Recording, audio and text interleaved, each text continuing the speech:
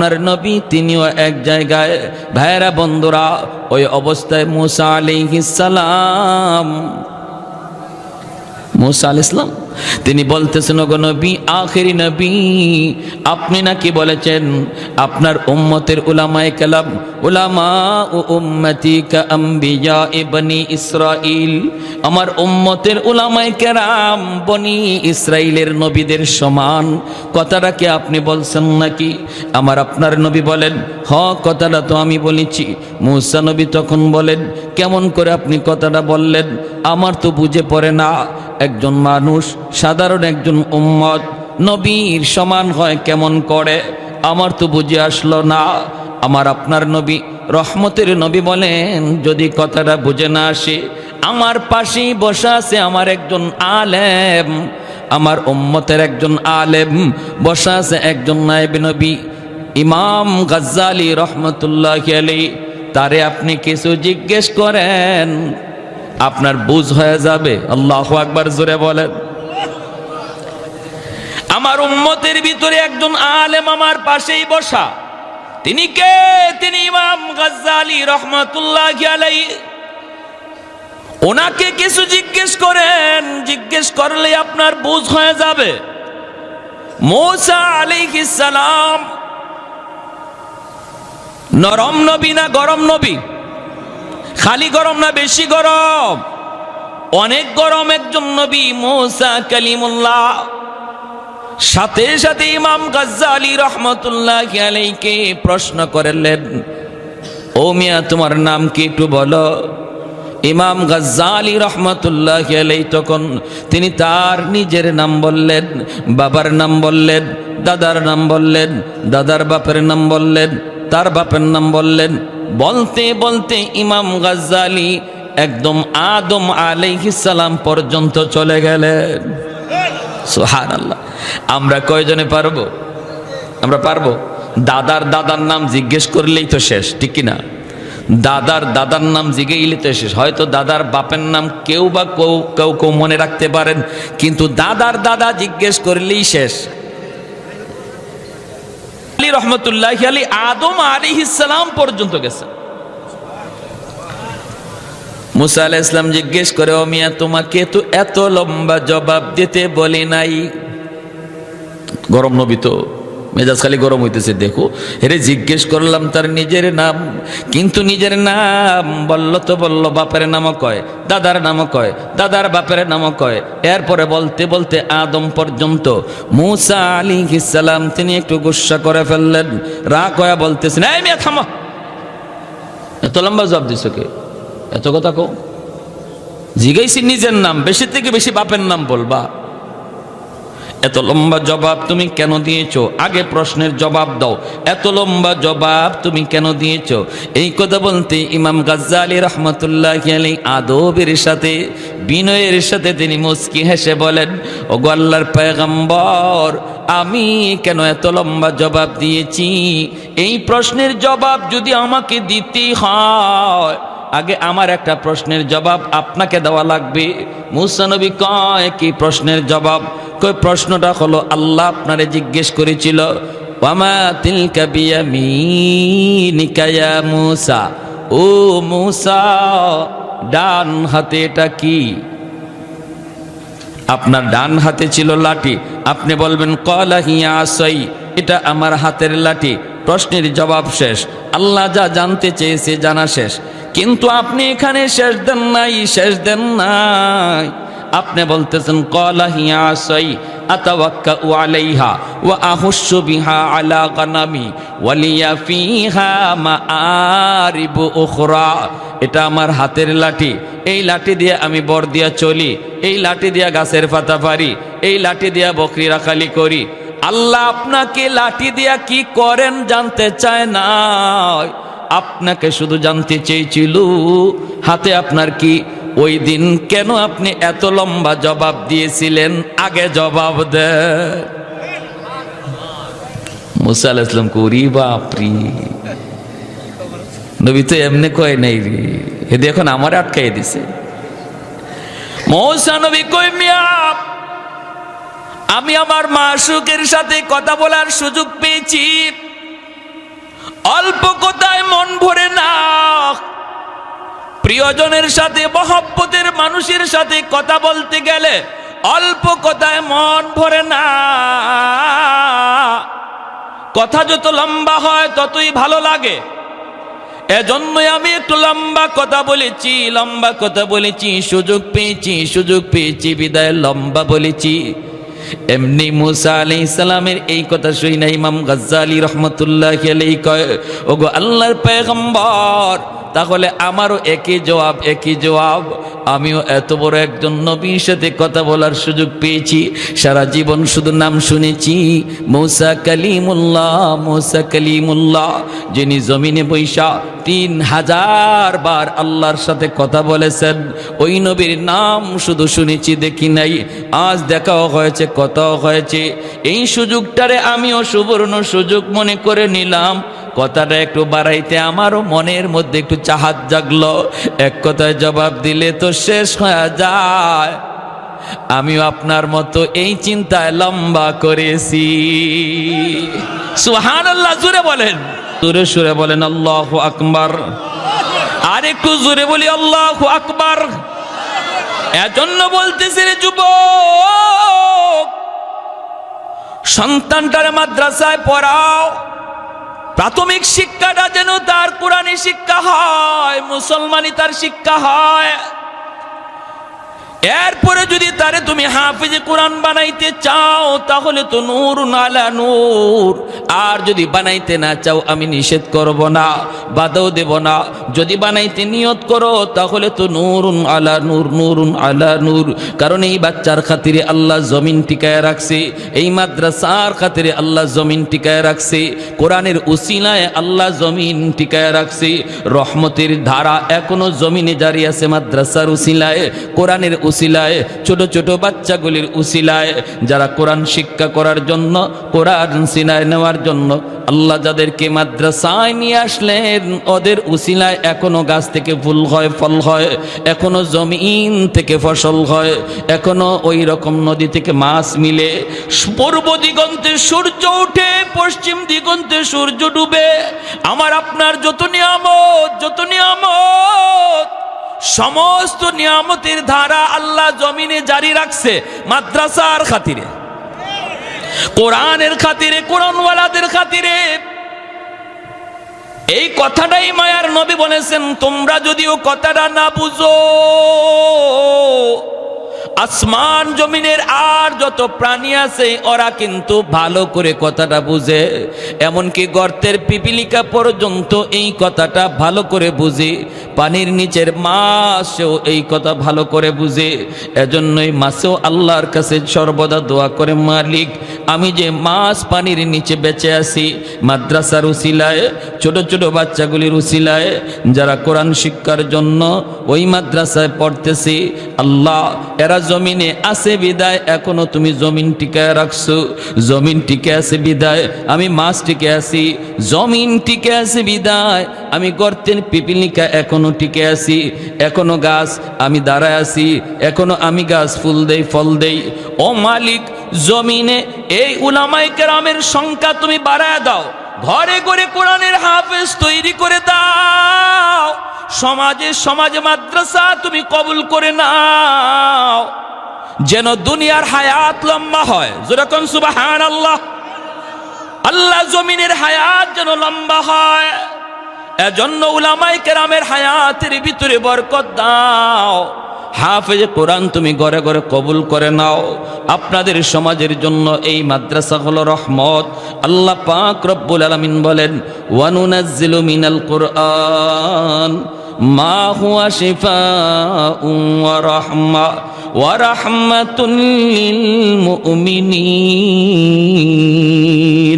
আল্লাহ বলেন, কোরআনকে আমি নাজিল করেছি তোমাদের জন্য রহমত বানাইয়া। কোরআনের প্রতিষ্ঠান হলো এলাকার জন্য রহমত, কোরআন হলো ঘরের জন্য রহমত, কোরআনের প্রতিষ্ঠান হলো সমাজের জন্য রহমত। যেই সমাজের মানুষগুলি মাদ্রাসাকে কদর করে, মাদ্রাসাকে ভালোবাসে, অন্তর দিয়ে মহব্বত করে, আল্লাহ বলেন এই সমাজের উপর আমি আল্লাহ রহমত নাজিল করি। ভাইরা বন্ধুরা, ভারতের একজন বহুত বড় আল্লাহর ওলি খাজা কুতুবউদ্দিন বখতিয়ার কাকি রহমতুল্লাহি আলাইহি, বহুত বড় আল্লাহর ওলি। মা এরকম দিনের বুঝ আছে বিধায় মা নিয়ে গেছেন মাদ্রাসায়। মনে রাখবেন, সন্তানের ব্যাপারে বাবার চেয়ে মার জিম্মাদারি বেশি। নবী বলেন, আল মারআতু রাইয়াতুন আলা বাইতি যাওজিহা ওয়া ওয়ালাদিহি। সন্তানের ব্যাপারে আল্লাহ বাবাকে যদি জিগায় একবার, মারে জিগাবে দুইবার। কারণ সন্তান মাকে বেশি টাইম পায়, মাকে বেশি টাইম দেখছে। গর্ভে ছিল তাও মায়ের সাথে, দুধ খাইছে তাও মায়ের সাথে, একটু বড় হইছে ঘরে হাঁটাচলা করে তাও বেশি টাইম মারেই দেখে, কারণ বাবা বাহিরে থাকে, ঠিক কিনা? এজন্য আল্লাহর নবী বলেন, একজন সন্তান সে আল্লাহ চিনল কিনা, সে মুসলমানি শিখল কিনা, এই প্রশ্নের জবাব বাবা যদি দেয় একবার, মায় দেওয়া লাগবে দুইবার। আমার মা বোনেরা একটু খেয়াল করে শুনো, একটু মনোযোগ দিয়ে শুনো, মায়ের নবীর হাদিস বলতেছি।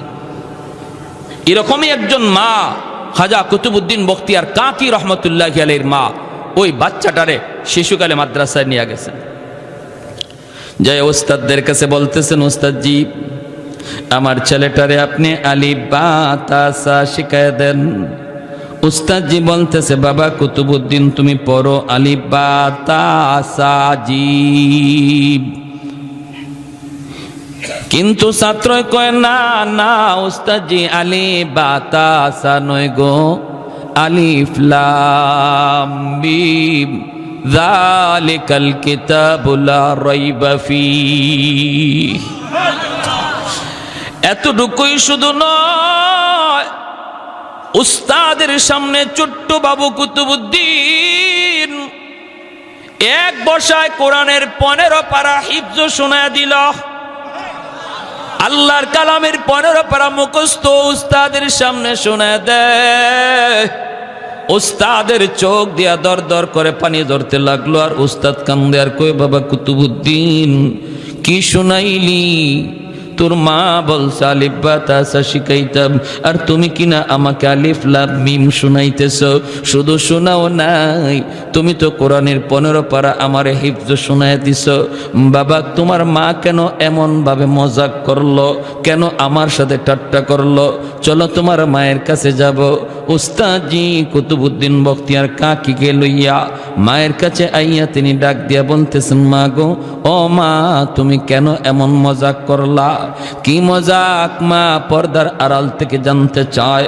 উস্তাদজি বলতেছে, তুমি বলছো আলিফ বা তা সা শিখাইমু, কিন্তু তোমার ছেলে কুতুবউদ্দিন আলিফ বা তা সা পড়ে নাই গো, সে তো আলিফ লাম মিম বইলা আল্লাহর কোরআনের 15 পারা মুখস্থ শোনা দিছে। এ মা কেন মজাক করেছ, কেন ঠাট্টা করেছ? মা তখন চোখের পানি চাইরা কান্দে আর কয়, উস্তাদজি খুদার কসম আমি মা নিজেও জানি না আমার ছেলে কুতুবউদ্দিন কেমন করে 15 পারা মুখস্থ করছে। তবে আমার যদ্দূর মনে পড়ে উস্তাদজি, আমার সন্তান পেটে আসার পর থেকে নিয়া আমি বেহুদা কোনো কাজ করি নাই, বেহুদা কোনো কথা বলি নাই। শুধু শুধু আমি কোরআন তেলাওয়াত করতাম। যখনই আমি তারে দুধ পান করাইতাম, দুধ পান করানোর সময়ও আমি বেহুদা কোনো কথা বলতাম না। সন্তানকে দুধ পান করাইছি আর আমি কোরআন তেলাওয়াত করছি। আমি আল্লাহর কালামের 15 পারার হাফেজা, 15 পারা আমার মুখস্থ ছিল।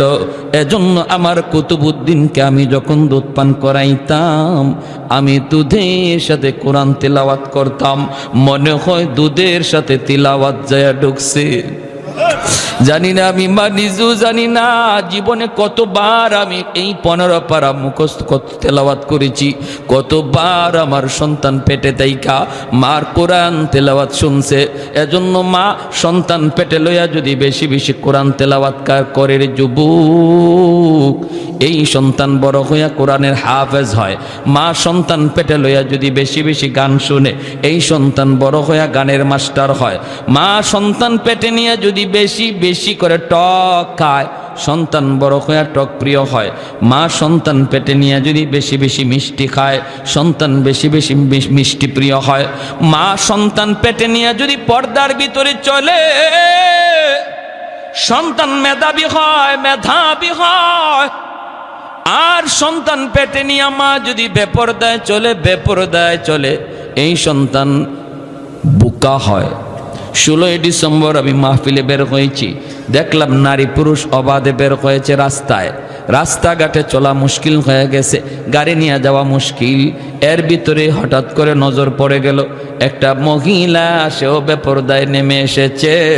কিন্তু তার হালত দেখে আমি বুঝলাম এই মহিলা গর্ভবতী, অল্প দিনের ভিতরে হয়তো বাচ্চা দুনিয়াতে আসবে। দেখতে ভয় লাগে, ভয় লাগে। এমন একজন মা, তুমি যদি সন্তান লইয়া বেপরদায় বের হয়েছ, কোটি টাকা সন্তানের পিছনে তুমি খরচ করতে পারো, তবুও তার ব্রেন খুলবে না, জেহেন খুলবে না, বোকা থাকবে, বোকা, প্রতিবন্ধী হবে। ভাইয়েরা আমার, এজন্যই কুতুবউদ্দিন বখতিয়ার কাকি রহমতুল্লাহি আলাইহির মা বলতেছে, উস্তাদজি, আমার সন্তান কুতুবউদ্দিন দুধ পান করার সময় মায়ের দুধ খাইছে আর কোরআন তেলাওয়াত শুনছে। যেরকম সুবহানাল্লাহ। তাহলে বলুন, মার দুধ খাওয়ার সময় যদি কোরআন তেলাওয়াত দুধের সাথে যায় ঢোকে, দুধ খাওয়ার সময় যদি সন্তান গান শুনে, মা যদি নাটক দেখে আর সিনেমা দেখে, এই গানের আওয়াজও দুধের সাথে ঢুকতে পারেনি না পারে না? ময়মনসিংহ এলাকায় গেলাম, এক ওয়াজ, অসুবিধা দিতেছে আপনাদের। চা দিছে আমারে, চা খাইতেছি, দেখি চা ঝাল লাগে। চা কি লাগে? কি ও ভাই, চা কি ঝাল লাগে? আমি কই ইন্না লিল্লাহ। আমরা তো চার সাথে চিনি দেই, এরা মনে হয় চার সাথে মরিচের গুঁড়া দেয়। এই এলাকায় মনে হয় সিস্টেম এইটা, নাইলে চা ঝাল লাগতো কেন? তো আমি বললাম যে ভাই এদিকে আসেন। কি সে হুজুর? আমি চাটা খাই দেখেন তো। এ খাইছে, হুজুর চা তো ঝাল লাগে। আমি কি ব্যাপার কি, আপনাদের এলাকায় মরিচের গুঁড়া দেয়? না হুজুর, এটা কি কর? আমি তো তাড়াতাড়ি দেখেন তো ঘটনা কি। বলে মনে হয় মরিচের গুঁড়া দিয়া লাইছে, চিনি মনে করিয়া। এমন গেছে যায় দেখে যে না হুজুর, মরিচের গুঁড়া দেয় নাই, তরকারির ভাতিলে চা জাল দিছে। কোন পাতিলে? তরকারির পাতিলে চা জাল দেওয়ার কারণে তরকারির পাতিলের আসর চার উপরে পড়ছে। তাহলে পাত্রের আসর বস্তুর উপরে পড়ে, ঠিক না? মা হলো পাত্র, বাবা হলো পাত্র। এই বাপ মার আসর সন্তানের উপরে পড়বে। এজন্য সন্তান যদি নেককার চাও, দিনদার চাও, আল্লাহওয়ালা চাও, সন্তান যদি নামাজি চাও, ভদ্র সন্তান চাও, মানুষের মাঝে সন্তানের সুনাম ছড়ায় পড়ুক, অমুকের একটা ছেলে এত ভালো, এত ভদ্র, এমন সুনাম যদি চাও যে সন্তানের কারণে বাপ মার নাম উজালা হোক, তাহলে সবার আগে বাপ মা ঠিক হয়ে যাও। সবার আগে কি ঠিক হও? বাপ মা ঠিক হয়ে যাও। বাবা যদি নামাজি হয়, সন্তান নামাজি হয়। মা যদি নামাজি হয়, সন্তান নামাজি হয়। মা যদি পর্দানিসীন হয়, সন্তান পর্দানিসীন হয়। মা যদি কোরআন তেলাওয়াত বেশি বেশি করে, সন্তান কোরআনের হাফেজ হয়। এজন্য আমার ভাইরা মনোযোগ দিয়ে খেয়াল করে শোনো, আল্লাহর গোলাম ভাইরা আমার, যেই বাচ্চাটারে মাদ্রাসা দেওয়া হয়, এই বাচ্চারা যখন হাফিজি শেষ করার পরে উস্তাদের হাতে পাগড়ি নেয়, পাগড়ি নেওয়ার সময় সমস্ত উস্তাদগণ তারে পাগড়ি দেয়, এলাকার মানুষেরা তারে মাথায় পাগড়ি পরায় দেয়। আল্লাহ পাক কুদরতি নজরে তাকায় দেখে, আল্লাহ পাকের নজর তখন বাচ্চার উপরে নয়, আল্লাহর নজর তার বাপ মার উপরে। যেরকম সুবহানাল্লাহ। কারণ এই বাপ মা দুনিয়ার জগতে মানুষের উল্টা কাজ করেছে। মানুষ চলেছে স্রোতের তালে তালে, মানুষ চলেছে স্কুল কলেজ ভার্সিটির দিকে, আর ওই বাপ মা চলেছে উল্টা দিকে।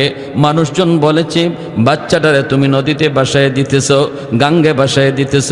হায় হায় হায় হায়, এই বাচ্চাটা বড় হওয়ার পরে কি খাবে, কেমনে চলবে, কেমনে বিবি পালবে, সংসার পালবে, কত কথাগুলি তোমারে শোনাইলো। বাপ মা তুমি তা কানে দাও নাই, শ্রুতির উল্টা দিকে তুমি চলছো। মানুষের কথায় যদি গাঙ্গে ভাসানো হয় তুমি তাই করেছো। আমি আল্লাহকে খুশি করার জন্য, আমার নবীকে খুশি করার জন্য তুমি এমন করেছো। অতএব বান্দারে, হাসরের ময়দানে আজ দুনিয়াতে সন্তানের মাথায় পাগড়ি পরায় ওস্তাদ, আর হাসরের মাঠে আমি আল্লাহ তোমাদের বাপ মার মাথায় পাগড়ি পরাবো। মূসা আলাইহিস সালামের আম্মা সন্তান নদীতে ভাসায় দিছেন, ভয় পাইছেন ফেরাউনের বাহিনী আমার সন্তানরে মেরে ফেলবে। ফাআওহাইনা ইলা উম্মি মূসা আন আরদিঈহ ফাইদা খিফতি আলাইহি ফাআলকিহি ফিল ইয়াম্মি ওয়ালা তাখাফি ওয়ালা তাহজানি। আল্লাহ বলে, মূসার মা ভয় পেও না, সন্তানকে দুধ পান করাও। আমি আল্লাহর নির্দেশ, সন্তানকে দুধ পান করাও। আর যদি তুমি ভয় পাও আমার কথা মতো তুমি মূসাকে নীল দরিয়ায় ভাসায় দাও। ভয় পেও না, টেনশন করো না, সন্তান ডুবে যাবে, সন্তান মারা যাবে। আমার কথা মতো যদি তুমি নদীতে ভাসায় দাও, আমি ওয়াদা দিলাম এই সন্তানকে আমি আল্লাহ হেফাজত করব। আর অল্প দিনের ভিতরেই তোমার সন্তান আবারও তোমার কুলে ফিরিয়ে দেব। শুধু সন্তান হিসাবে নয়, তোমার কুলে ফিরাব নবী বানাইয়া। সুবহানাল্লাহ, জোরে খান। এই যুগে নবী নাই, নবীর ওয়ারিস আছে, ঠিক না? এই যুগে নবী নাই, নবীর ওয়ারিস আছে উলামায়ে কেরাম। আপনার সন্তানটারে যদি মাদ্রাসায় দেন, মানুষে বলবে নদীতে ভাসায় দিছে, গাঙ্গে ভাসায় দিছে। হায় হায়, পুলাটা জীবনে চলবে কিভাবে, খাইবে কেমন করে? আপনি যদি বলেন যাও নদীতে ভাসাইলে ভাসায় দিছি, নদীতে ভাসাইলে ভাসায় দিছি, এই ভাসানিতে যদি আমার আল্লাহ খুশি থাকে আমি ভাসায় দিলাম। আল্লাহ পাক মূসা নবীর মার কাছে সন্তানকে যেমন ভাবে নবী বানায়া ফেরত দিছে, তোমার আমার সন্তানকে আল্লাহ পাক আবারও তোমার কুলি ফিরিয়ে দিবে, কিন্তু নবী বানায়া না, নবীর নায়েব বানাইয়া। আর একটু জোরে কোন সুবহানাল্লাহ। নবী হওয়ার দরজা নাই রে আল্লাহর গোলাম, এজন্য মনটারে ছোট করো না, মনটারে বড় করো। সন্তানরে নদীতে ভাসায় দিলেন মূসার আম্মা, কাঠের বাক্সের ভিতরে ঢুকাইয়া নীল দরিয়া ভাসায় দিছেন। আর ছোট্ট মেয়েটারে মরিয়মরে বলতেছেন, মা তুমি নদীর পারে পারে যাও, আর শুধু খেয়াল রাখবা কোন দিকে তোমার ভাইয়া যাইতেছে, কোন দিকে যাইতেছে। ভাইরে নদীর পানিতে ভাসায় দিলেন, আর মেয়েটারে বললেন নদীর পারে পারে তুমি যাইতে থাকো। ভাইয়েরা বন্ধুরা, নীল দরিয়া কাঠ ভাসায় দিছেন, পানির স্রোত যেই দিকে চলতেছে আল্লাহ পাক নীল দরিয়ারে হুকুম জারি করেছে, এরে নীল দরিয়া শুন, আমার মূসারে তোর তালে তালে নিবি না, আমার মূসারে তোর উল্টা দিকে নিয়ে যা। স্রোতের তালে তালে না, স্রোতের উল্টা, স্রোতের উল্টা, স্রোতের উল্টা বাক্স চলতে শুরু করলো, উল্টা দিকে যাইতেছে ফেরাউনের দরবারের দিকে। ফেরাউনের দরবার হলো মূসা নবীর যে বংশের বনি ইসরাইল, এই বনি ইসরাইল থেকে উল্টা দিকে হলো ফেরাউনের দরবার। আর এই বাক্সটাও উল্টা দিকে যাইতেছে, উল্টা। মরিয়ম নদীর পারে পারে যায়, ভাইয়া নদীর পানিতে ভাসতেছে, আর বোনটা নদীর পারে পারে যাইতেছে। এইভাবে ভাইয়া যাইতেছে একদিকে, বোন যাইতেছে একদিকে, দুজন একই দিকে যায়, কিন্তু একজন পারে আরেকজন পানিতে ভাসে। ভাইয়েরা বন্ধুরা, হঠাৎ করে বোন তাকায় দেখে যেখানে বাঘের ভয় সেখানে, যেই ফেরাউনের ভয়ে আমার আম্মা আমার ভাইয়াকে নদীতে ভাসাইলো, ওই ফেরাউনের ঘাটেই যাইয়া ভাইয়া লাগলো। বোনটা ছোট্ট 10 বছর বয়স, কলিজায় কামড় দিয়ে উঠলো, হায় রে এখন বুঝি আমার ভাইয়াকে নিয়ে জবাই করবে। ফেরাউনের বিবি আসিয়া নদীর ঘাটে আসলেন, আইসা বাক্স দিকে উঠায়া দেখেন এত সুন্দর বালক, পূর্ণিমার চাঁদের চেয়েও যার চেহারা বেশি সুন্দর। কারণ আল্লাহ যেই যুগে যেই যারে নবী বানান, ওই যুগে নবীর চেয়ে সুন্দর আর কাউরে বানান না, ওই যুগের সবচেয়ে সুন্দর আল্লাহ নবীকে বানান। যেই যুগে যেই নবী, ওই যুগে ওই নবী সবচেয়ে সুন্দর। এজন্য কাদিয়ানি নবী হইতে পারে না, এটাও একটা দলিল। কাদিয়ানি কখনো নবী হইতে পারে না, কারণ এর এক চোখ কানা আছিল। কাদিয়ানির কি আছিল? কোন নবী এমন নাই যে কোনো অঙ্গে খুঁত আছিল। আদম আলাইহিস সালাম থেকে নিয়া একদম আমাদের নবী পর্যন্ত এমন কোন নবী নাই যে নবীর শরীরে কোনো একটা খুঁত আছিল, কোনো একটা দোষ আছিল। আর এই খানার করে খানায় নিজের নবী দাবি করে, এজন্য মরছে টয়লেটও ভইরা। কাদিয়ানি কোনানো ভইরা মরছে জানেন? বাথরুমও ভইরা মরছে। Hi hi hi hi. কাদিয়ানিদের বিরুদ্ধে যদি আন্দোলন হয়, নবীর আশিক মাত্রই, আওয়াজ শোনা মাত্রই আন্দোলনে শরীক হতে হবে, নতুবা নবীর সামনে মুখ দেখানো যাবে না। আমার নবীর খতমে নবুয়ত, এটা নবীর শান, এটাই আমার নবীর শান, খতমে নবুয়ত। নবী শেষ নবী, অতএব খতমে নবুয়তের চেয়ার নিয়ে যদি কোনো বেঈমান টানাটানি করে, আর আমি আশিক হইয়া যদি চুপচাপ বসা থাকি আর বলি এটা হুজুরদের কাজ, এটা মৌলবীদের কাজ, তাহলে নবীর সামনে সুপারিশ তো দূরের কথা, মুখ দেখানো যাবে না। আওয়াজ দিয়ে এখন ঠিক কিনা? এজন্য উলামায়ে কেরাম যখনই শুনবেন কোন ইস্যু নিয়ে আপনাদেরকে ময়দানে ডাক দিছে, মনে রাখবেন এটা আপনার ইস্যু, এটা হুজুরদের ইস্যু না, এটা প্রতিটা মুসলমানের ইস্যু, এটা গোটা মুসলিম উম্মার স্বার্থে। ইমান বাঁচাও আন্দোলন উলামায়ে কেরাম ডাক দেয়। উলামায়ে কেরাম মেম্বার চেয়ারম্যান হওয়ার জন্য মাদ্রাসা বন্ধ দেয় না। উলামায়ে কেরাম যদি মাদ্রাসা বন্ধ দেয়, গোটা মুসলিম উম্মার ইমান রক্ষার জন্য দেয়। ঠিক কিনা জোরে কর? মেম্বার চেয়ারম্যান হওয়ার জন্য না। চেয়ারম্যানই মেম্বারে আপনারা করেন, মরা গরু আড্ডি যা চাবা এবার চাবান, কিন্তু আমাদেরকে আমাদের খেদমত করতে দেন। ঠিক কিনা? আঙ্গুল দিবেন না, কোরআন হাদিসের কোনো বিষয়ে আঙ্গুল দিতে আসবেন না। আপনাদের দায়িত্ব আপনাদের মতো চালান, অসুবিধা নেই, আমরা বাধা দিই না, আমরা কাউরে নামাইও না, কাউরে বসাইও না, কিন্তু আমরা আমাদের যে দায়িত্ব নিয়ে আসি এই দায়িত্বে কেউ হাত দিবেন। প্যারে হাদিরিন, ফেরাউনের স্ত্রী আসিয়া মুসা আলাইহিস সালামরে দেখকেই মায়া লাগিয়ে গেল। মায়া তো লাগবেই, এত সুন্দর বাচ্চা, আবার ছেলে সন্তান নাই, কোনো সন্তান নাই। কুলে করে নিয়ে ফেরাউনের কাছে যায় বলতেছেন, স্বামী গো চেহারা দেখো। আমার মন বলে আমি ছেলে হিসাবে পালবো, যদি তুমি অনুমতি দাও। ফেরাউন কয় আমি তো অনুমতি দিব, কিন্তু পাইছো কই? কই নদীর ঘাটে। নদীর ঘাটে পাইছো তো, পোলার বাচ্চা কোথায় এটার তো খবর নাই। জ্যোতিষীরা বলেছে বনি ইসরাইলের এক পোলার হাতে আমার রাজত্ব যাবে, ক্ষমতা যাবে। এটা কোন পোলা, বাড়ি কোথায় জানি না, শুনি না। তুমি তো আনছো, তোমার মায়া লাগে, কিন্তু ছোট ছোট বাচ্চা পোলাপান দেখলে আমার ডর লাগে। কারণ চুরের মনে পুলিশ, জোরে কোন চুরের মনে। ওয়ারেন্টের আসামি দেখবেন ঘরের মধ্যে ঘুমায় রয়েছে, গাছের পাতা পড়ছে, পুলিশ মনে করে দৌড় দিছে। পুলিশ আইছে, পুলিশ আইছে। কি হয়েছে? বুট জুতার আওয়াজ পাইছি, ধুর বাতাস আইছে। হ্যাঁ, ফেরাউনের মনের ভিতরে ডর। ওই বাচ্চা কোন বাচ্চা, ওই বাচ্চা কোন বাচ্চা, ওই পুলা কোন পুলা, যার হাতে আমার ক্ষমতা যাবে, যার হাতে আমার রাজত্ব যাবে। হায় হায়, এটা কোনটা? 70,000 পুলাপান একদিনে জবাই করলাম। জ্যোতিষীরা কয় এখনো মরে নাই, এখনো জীবিত। হায়, তাহলে এটা কোনটা? কয় বয়স হয়ে গেছে, অল্প বয়স দুনিয়াতে চলে আসছে, মার দুধ খায়। হায় হায়, কোন পোলা? দুধের বাচ্চা জবাই করলাম। গণকেরা কয় এখনো মরার ভিতরে ফরছে না, জিন্দা। ফেরাউনের ভয়।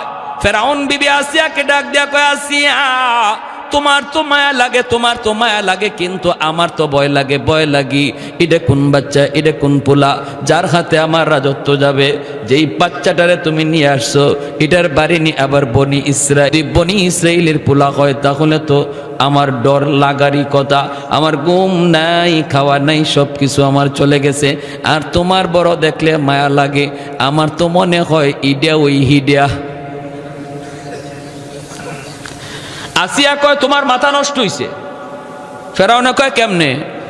কয় এটা বনি ইসরাইলের পোলা হইলে ইবায় আওয়ার কথা না, হিবায় যাওয়ার কথা। ভালো করে বুঝছেন? শ্রুতের উল্টা আসার কথা না, কারণ বনি ইসরাইল হলো আমাদের বাইটল ভাটি এলাকায়, পানির তালে তালে ওই দিকে যাওয়ার কথা, এইদিকে আসার কথা না। তাদের ব্রেইনে আউলা লাগায় দিছে কে? আরেকটু জোরে বলেন কে? স্রোতের উল্টা দিকে চালাইলেন কে?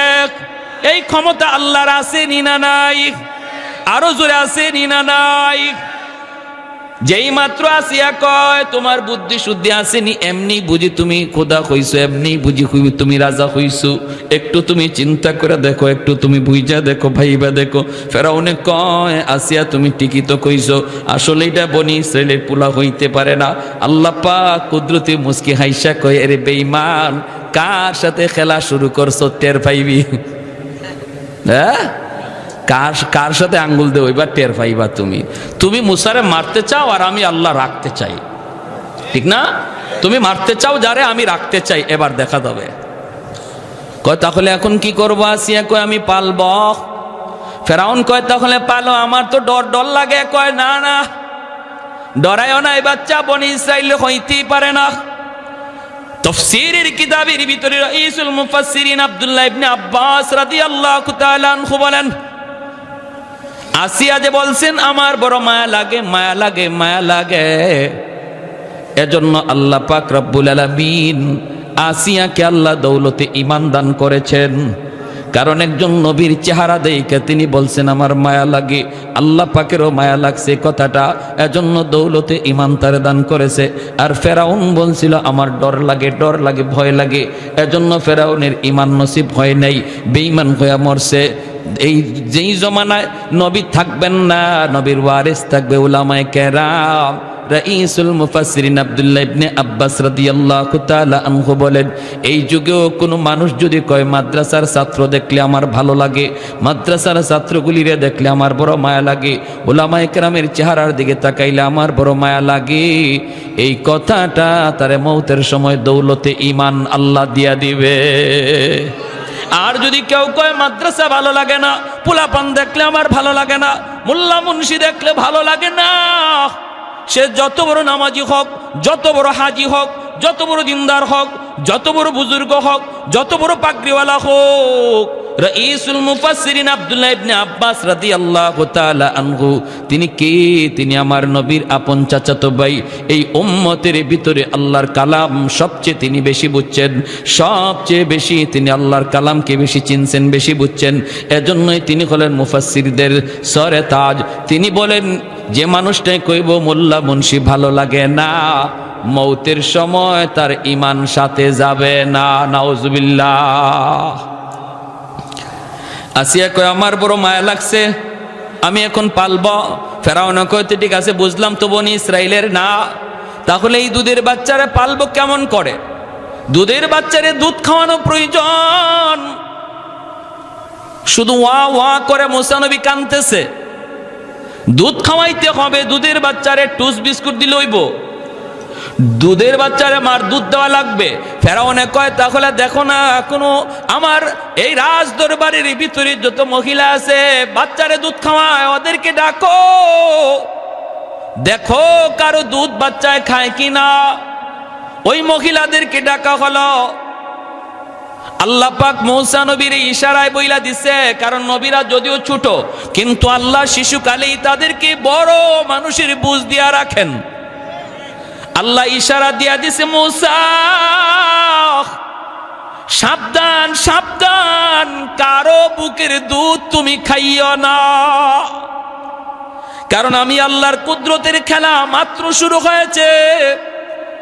তোমার মারে আমি ওয়াদা দিছি, তোমারে আবার মার কুলে ফিরাইয়া দিমু। সুবহানাল্লাহ জোরে করুন।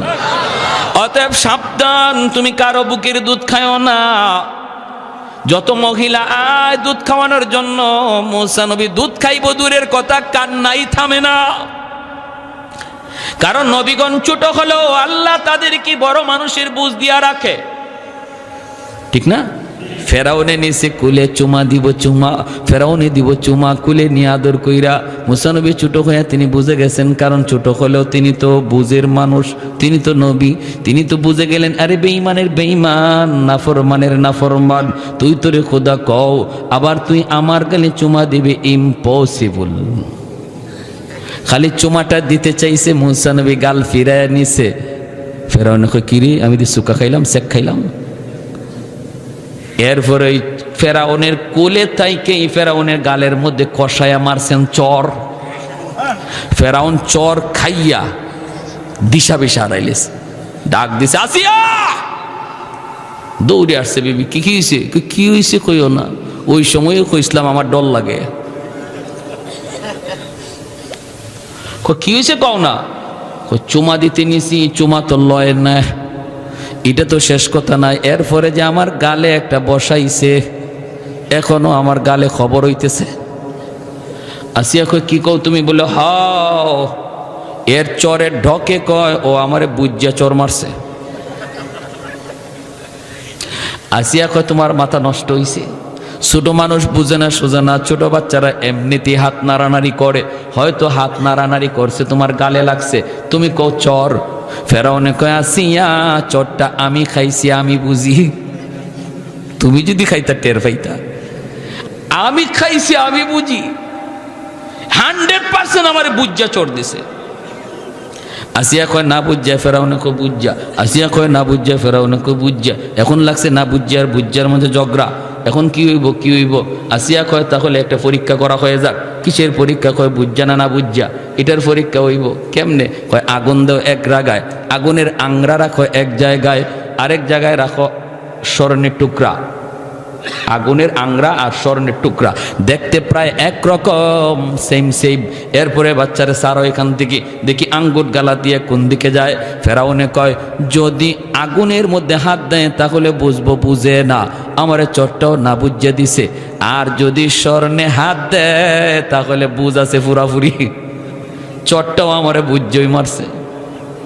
পরীক্ষা হবে। আসিয়া বলতেছে তাহলে এটাই ভালো, পরীক্ষা হয়ে যাক। স্বর্ণ রাখছে এক জায়গায় আর আগুনের আংরা রাখছে এক জায়গায়, রাখিয়া মুসা নবীরে ছাড়ছে। নবী তো বুঝে গেছে কোনটা আগুন কোনটা স্বর্ণ।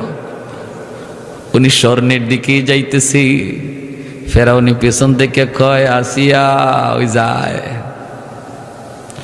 আসিয়া তো ডরাইতেছে যে আল্লাহ স্বর্ণের দিকেই রূপ নিছে, এখন তো স্বর্ণকে হাত দিব, সাথে সাথে দু টুকরা করে ফেলাইব। কাছাকাছি যায় মাত্র হাতটা দিবেন, এমনি আল্লাহ পাক কয় জিব্রাইল লাব্বাইক ইয়া রাব্বাল আলামিন, তাড়াতাড়ি করে আমার মুসার কাছে যাও।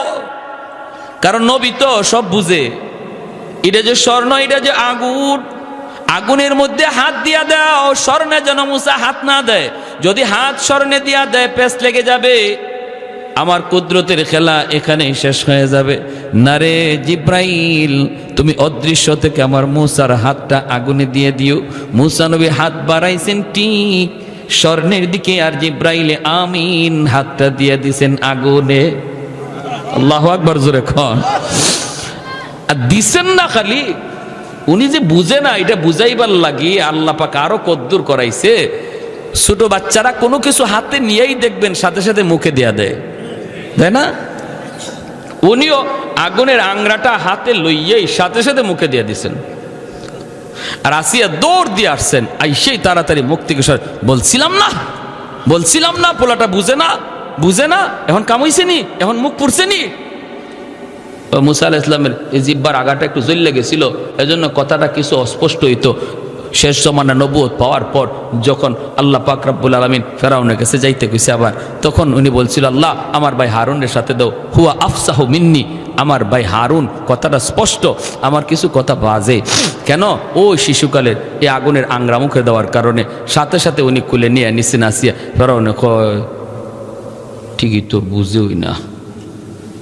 আল্লাহ কয় কি দেখছো তুই, আরো সামনে দেখবে, তুই এটা কি দেখছো তারও সামনে দেখবে, তো তিলিসমাদি কারবার।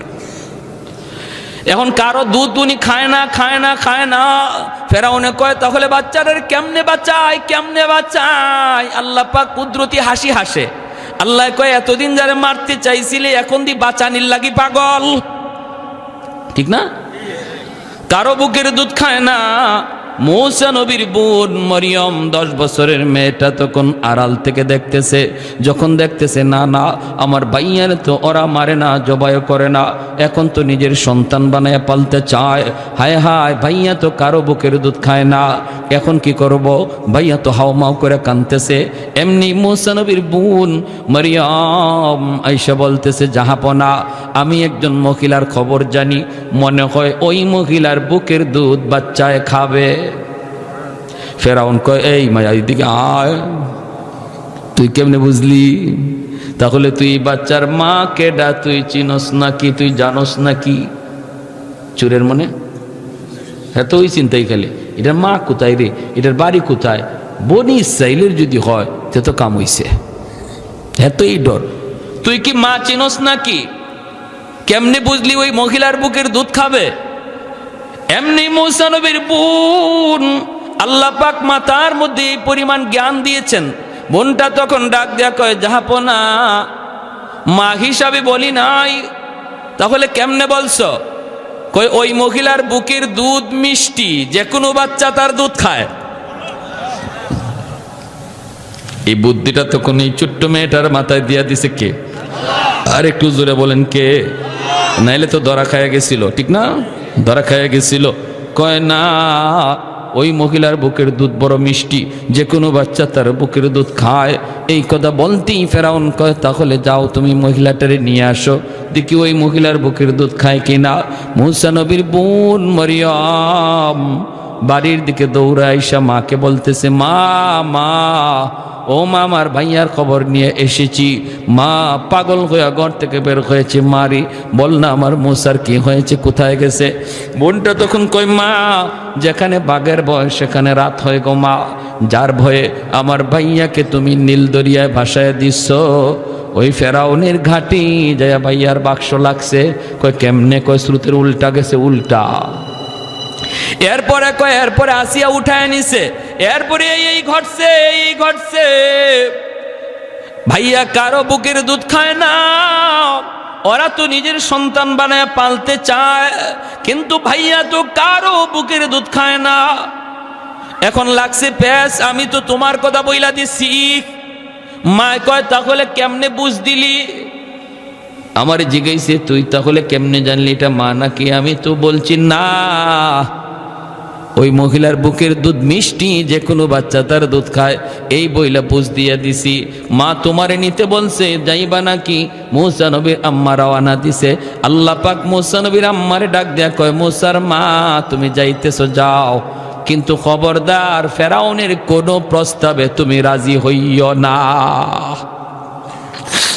একজন মার সাথে আল্লাহর কথা চলছে, অন্তরে ইলহাম দেওয়া হচ্ছে একজন মার সাথে। কেমন মা? মাগো তুমিও মা, তুমিও মা। তুমি যদি একজন নবীর নায়েবে নবীর মা হও, তোমারও দাম, তোমারও ইজ্জত আল্লাহর কাছে এমন। নবীর মাদের মতো হাসরের মাঠে আল্লাহ পাক একজন নবীর মারেও খুঁজবে না, কিন্তু একজন নায়েবে নবীর মা আর বাবারে আল্লাহ হাসরের মাঠে খুঁজবে। মান করা আল কুরআন, হাদিস থেকে বলতেছি, মান করা আল কুরআন ওয়া আমিলা বিমা ফিহি উলবিসা ওয়ালিদাহু তাজান ইয়াউমাল কিয়ামা। নবীর বাপমার মাথায় আল্লাহ পাগড়ি পরাবে বা মুকুট পরাবে, এমন হাদিস নবী বলেন নাই, কিন্তু নবী বলেছেন একজন আলেমের হাফেজ কোরআনের বাপমার মাথায় আল্লাহ নিজের হাতে মুকুট পরাইয়া দিবে। দাউহু আহসানু মিন দাউইশ শামস, যার পাওয়ারটা সূর্যের পাওয়ারের চেয়েও বেশি হবে। সুবহানাল্লাহ।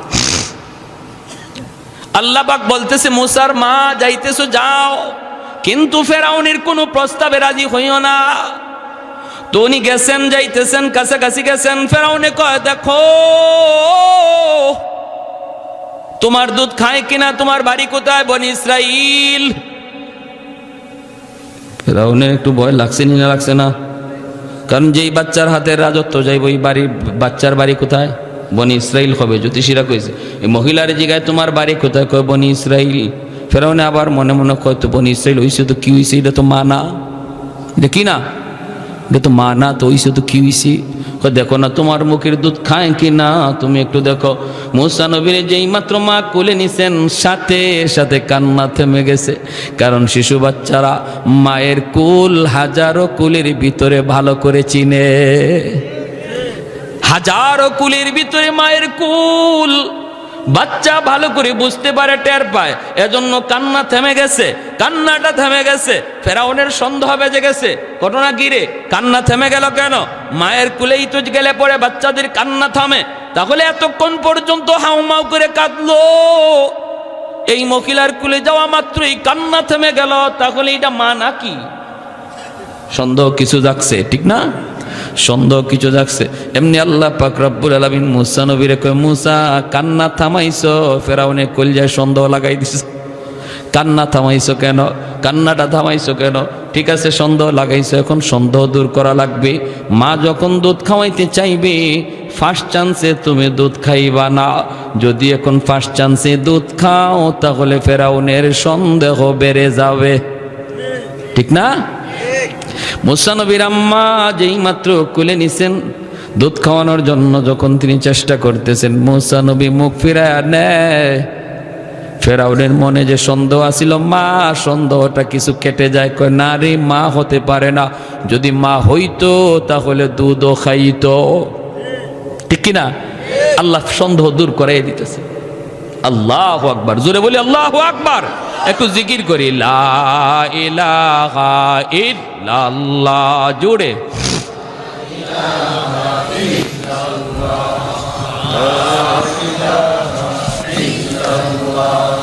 আরো জোরে, লা ইলাহা ইল্লাল্লাহ, লা ইলাহা ইল্লাল্লাহ, জোরে।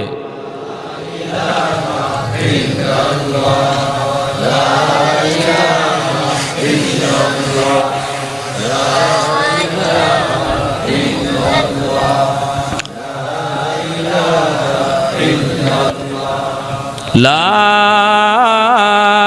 ইলাহা ইল্লাল্লাহু মুহাম্মাদুর রাসূলুল্লাহ। একটু জোরে সুরে বলি সাল্লাল্লাহু আলাইহি ওয়াসাল্লাম। আমার ভাইরা, তাহলে একজন মার কাহিনী শুনাইতেছি, ঠিক না? আমাদেরও মা আসেনি না নাই?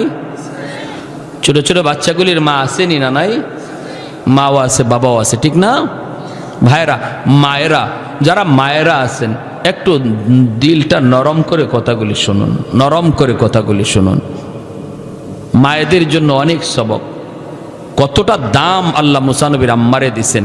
আল্লাহ নিজে মুসা নবীর আম্মার সাথে কথা বলতেছেন, জোরে কর না সুবহানাল্লাহ। আল্লাহ নিজে কথা বলতেছেন, একজন নবীর মার সাথে আল্লাহ কথা বলতেছেন। একজন নবীর নায়েব, একজন হাফেজে কোরআনের মা যদি তুমি হও, একজন মুফতি মুহাদ্দিসের মা হও, তোমারও এরকম আল্লাহর কাছে এত দাম, দাম বেড়ে যাবে, দাম বেড়ে যাবে। হাজি সাহেব কষ্ট করে আপনাদের সহযোগিতা লইয়া, আপনাদের পরামর্শ লইয়া, মনে অনেক আশা নিয়া এই মাদ্রাসাটা দিছেন। মনের ভিতরে অনেক আশা, ঠিক না ভাই? হ্যাঁ, কওমি মাদ্রাসা মানে কওম দ্বারা পরিচালিত, সরকারি মাদ্রাসা মানে সরকার দ্বারা পরিচালিত। এটা সরকারি মাদ্রাসা না, এটা কওমি মাদ্রাসা। অতএব এটা এলাকার মানুষের দ্বারাই পরিচালিত। যদি কওম সহযোগিতা না করে, কওমি মাদ্রাসা টিকে না। কোন এলাকায় যদি কোনো একটা কওমি মাদ্রাসা এলাকার সহযোগিতা না করার কারণে মাদ্রাসার কোনো ক্ষতি হয়, মাদ্রাসার ক্ষতি হয়, মুহূর্তের ভিতরে ওই এলাকায় আল্লাহর পক্ষ থেকে গজব নামবে, রহমত চলে যাবে, রহমত চলে যাবে। কারণ মাদ্রাসা টিকে আছে বিধায় আল্লাহ এখনো আমারে আপনার সুস্থ রাখছে, এখনো আমারে আপনারে আল্লাহ রহমত দিয়ে ভরপুর করে রাখছে। প্যারে হাজিরিন, এজন্য নবী বলেন, কুন আলিমান আও মুতাআল্লিমান আও মুহিব্বান আও মুঈনান ফালা তাকুন খামিসা। হয় তুমি আলেম হও, নতুবা মাদ্রাসায় পড়ো, নতুবা তুমি আলেমদেরকে মহব্বত করো, আর নতুবা মাদ্রাসাকে সহযোগিতা করো। ফালা তাকুন খামিসা। নবী কয় 5 নম্বর দলে কেউ যাইও না, 5 নম্বর দলে কেউ যাইও না। মানে মাদ্রাসার সাথে বিদ্বেষ রাখো না, মাদ্রাসার প্রতি কোনো দুশ্মনী রাখো না, মাদ্রাসার ক্ষতি করার চিন্তা নিও না। দুনিয়া আখিরাত তার বরবাদ হয়ে যাবে। ব্যক্তি বিশেষের দোষ থাকতে পারে, কিন্তু মাদ্রাসা প্রতিষ্ঠান এটা আল্লাহর নবীর বাগান, ঠিক কি না? মসজিদ আল্লাহর ঘর, মাদ্রাসা নবীর ঘর। যেখানে একটা মসজিদ তৈরি হবে, গোটা সমাজের দায়িত্ব হয়ে যায় মসজিদ চালানো আর মসজিদে নামাজ পড়া। মসজিদের কমিটির সভাপতি কে, তার উপরে গুসা করে যদি কেউ মসজিদের ক্ষতি করে, আল্লাহর কাঠগড়ায় দাঁড়ায় জবাব দেওয়া লাগবে, মুক্তির কোনো উপায় নাই। কারণ মসজিদ সভাপতির নয়, ঠিক কিনা? এখন ঠিক তেমনি কোন এক ব্যক্তির মাধ্যমে মাদ্রাসা তৈরি হয়, তার মানে এই নয় মাদ্রাসা তার উপরে গুসা করে যদি প্রতিষ্ঠানের কেউ ক্ষতি হয়ে যায়, আমার কোনো আচরণে, আমার কোনো কথায়, আল্লাহর কাছে মুক্তি পাওয়ার কোনো উপায় নাই। প্রতিষ্ঠান হয়ে যাওয়া মাত্রই গোটা সমাজের দায়িত্ব হয়ে যায় প্রতিষ্ঠান চালানো, ঠিক কিনা জোরে কোন? সমাজের গোটা সমাজের দায়িত্ব হয়ে যায় প্রতিষ্ঠান চালানো। ওই কিছুদিন আগেও কিতাবের মধ্যে পড়ছি, ঘটনাটা বলতেছি আমি, শেষ দিয়ে দেবো। আরো ইন্টারেস্টিং ঘটনা শেষের দিকে, উদ্দেশ্য আমার সামনে। পাকিস্তানে এক দাওয়াতে তবলিগের জামাত গেছে, যে দেখে জঙ্গলের মধ্যে একটা মসজিদ, মসজিদে কোনো মানুষজন বলতে কেউ নাই, কেউ নাই। এই মসজিদের ভিতরে তারা ঢুকছে, ময়লা আবর্জনা পড়ে রয়েছে। দাওয়াতে তবলিগের মানুষরা এই ময়লা আবর্জনা পরিষ্কার করে তারা এই মসজিদে থাকার সিদ্ধান্ত নিছে, এই মসজিদে থাকার সিদ্ধান্ত নিছে। এলাকার মানুষজন দৌড়ে আসছে, এসে কয় হুজুর আপনারা এখানে থাকবেন? বলে হ, আমরা এই মসজিদে থাকবো। কয় আল্লাহর দোহাই মসজিদে থাকেন না। রাত যখন 2টা বাজে তখন এমন এক কান্নার আওয়াজ আমরা শুনি, আর এই ভয়ে এই এলাকা থেকে মানুষজন বাড়িঘর দূরে সরায় এসে, আপনারা এখানে থাকেন না, ভয় পাবেন। আমি সাক্ষ্য কি কও? বলে হ, রাত 2টার সময় দেখবেন কান্না শুরু হয়েছে। তখন এই অবস্থায় দেখা যায় ও এশার নামাজ পড়ার পর খাওয়া দাওয়া কইরা দাওয়াতে তবলিগের সাথীরা, আমি সব বরব্বর আল্লাহওয়ালা মানুষ, বুজুর্গ মানুষ, ইনি বলতেছি তোমরা সবাই ঘুমাও। আমি ঘুমাবো না, আমি দেখতে হবে কিসের কান্না, আমি সজাগ থাকবো, তোমরা ঘুমাও। কিন্তু সাথীরা কি আর ঘুমাইতে পারে? এরাও আর ঘুম নাই, সবারই কান সজাগ। কি আওয়াজ, কিসের কান্না একটু শুনবো। যখন ঠিকই 2টা বেজে গেছে তখনই শুনে একদম মানুষ মরলে যেভাবে কান্নার আওয়াজ হয় এভাবে আস্তে আস্তে ফুফায়া ফুফায়া কান্নাটা শুরু হয়েছে। যখন কান্নাটা শুরু হয়েছে তখনই এরা সাথে সাথে ঘুম থেকে উঠে গেছে। উঠিয়া আমির সাহেবের পাশে জড়ো হয়ে গেছে। দেখে কান্নার আওয়াজ শুধু বাড়তেছে, কান্নার আওয়াজ বাড়তেছে। ডান দিকে কান্না, বাম দিকে কান্না, সামন থেকে কান্না, পিছন থেকে কান্নার আওয়াজ শুধু বাড়তেছে। সবাই ভয় পেয়ে গেছে, আমির সাহেবের কাছে আইসা জড়ো হয়ে গেছে।